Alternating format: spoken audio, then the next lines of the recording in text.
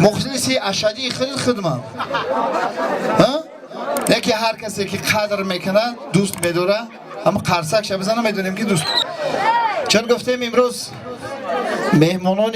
عزیز و گرامی قدر مهمانان بسیار عزیز و مهربان که به شرافت بزم بهادر جان استاد عزیز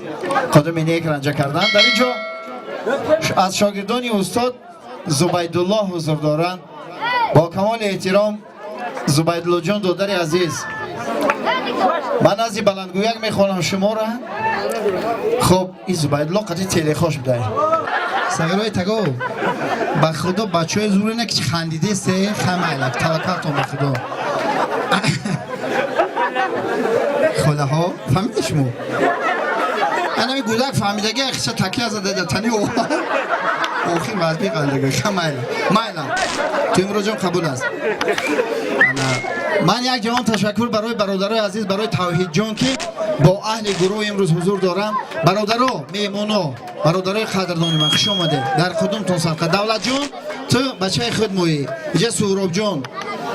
دیگه برادرها اهل هنرمندایی که با محبت حضور دارن ساربان جان چند تا نواروی که تئاتر استودیو شکرخند پیشکش میکنن شما تماشا میکنه با کم کم همون گپایی که جوره ملاکله شوکت گام میزنه اگر خطاگی باشه در همون کینو چیزی باشه در گردن السلام علیکم تقا جان خوش اومده با خودت سگره دستش نشته ماشین ساز کنه ماشاءالله گذره اینا ما خوش برای شما ساربان جان خوش اومده برادر عزیزم زنده باشه یک جان تشکر یک بار دیگر زنبور چی میگوده شما یک بار دیگه مبارک شود بخت سعادت نیکنامی نصیبتان بود از نام ملاکلس از نام شوکت از نام لیوین شما را خداوند برکتیه خب هر مراد و مقصد قلب شما عمل زندگی شود میدان از دلیران